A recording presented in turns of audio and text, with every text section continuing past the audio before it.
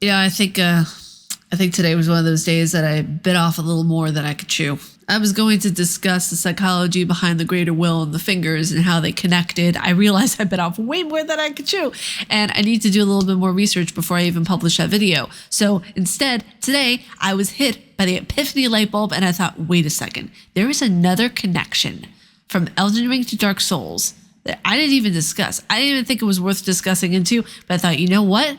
I'm going to go into it. My idea, my theory is better formulated now that I can actually properly discuss this. Also, I forgot to do my intro. What's going on, you guys? It's your huggable hipster here, and welcome back to Let's Make This a Soulsborne Academy. Don't mind the hunter in the corner. They're just here for your protection. I don't know if anyone else has come up with this theory or anything like that. So if you guys know of any other Souls or Souls-like creator who has, please tag them below. Put one of their videos down there. It might go to spam. Don't worry. I'll publish the comment after I read it and everything. But yeah, we're going to go into another reason why I think that Elden Ring and Dark Souls are connected. Let's get into it. So you guys know about the 2 fingers and the 3 fingers, right? Right? Okay, cool. You guys know about Kingseeker Prompt and Darkstalker Koth, right? Cool. I think that they're connected. I think that the fingers, 2 fingers and the 3 fingers, were inspired by Kingseeker Prompt and Darkstalker Koth. Let's just read a little bit of the lore, just so you guys can get it all soaked in really quickly. So the 2 fingers are vassals and envoys of the Greater Will, whose responsibilities include seeking an Empyrean candidate to inherit the Elden Ring, furnishing these candidates with shadowbound beasts, etc. Then you have the 3 fingers, who are the complete opposite of what the 2 fingers are. The 3 fingers are literally envoys for the next Lord of the Frenzied Flame. Oh, but it gets way better. It gets so much better because Kingseeker Prompt is responsible for finding the replacement for Gwyn, Lord of Cinder. Now, to go into Darkstalker Koth's lore just a little bit more so you guys can understand how it connects to the 3 fingers, because the 2 fingers and Kingseeker Prompt's goals very similar of where they want to find replacements for the respective thrones. 3 fingers and Darkstalker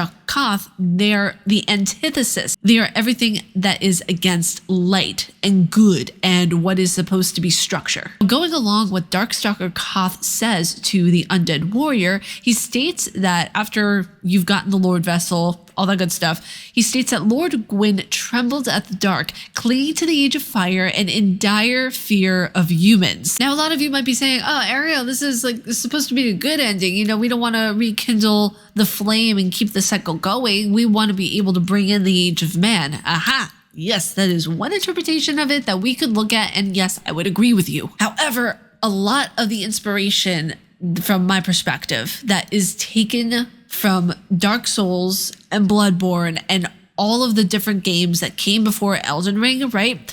They're antitheses. Wow, okay. They are direct opposites. There we go. They are direct opposites of one another. The 2 fingers and the 3 fingers are complete opposites, right? Kingseeker Prompt and Darkstalker Koth are complete opposites. See, look, here are pictures of them, right? Okay, so you have the 2 fingers here, and then you have the 3 fingers down here. Then you have Darkstalker Koth and Kingseeker Prompt.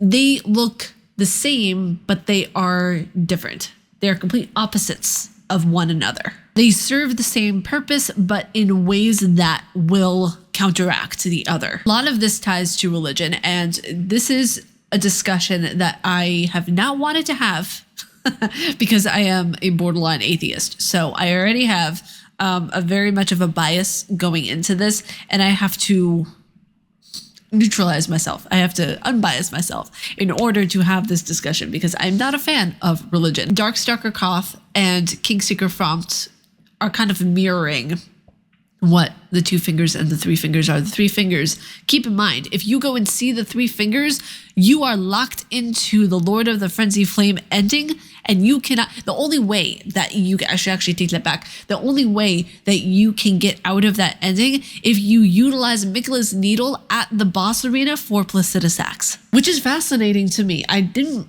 understand why or really get, or the point of why we need to utilize Miquella's Needle specifically at Placidus Axe's boss arena. But then it clicked and I thought, maybe, just maybe, hear me out for a second, Placidus Axe ruled before Marika ever did. I'm pretty sure that it's a possibility because of how highly regarded Placidusax was in the DLC. You see how much it's truly like this, there was this hatred for the dragon Baal. I mean, come on, we can even see how intensive the fight was between Baal and Placidusax. For crying out loud, there are body parts hanging on for dear life. So who knows, maybe that'll be another video entirely. Who started the world?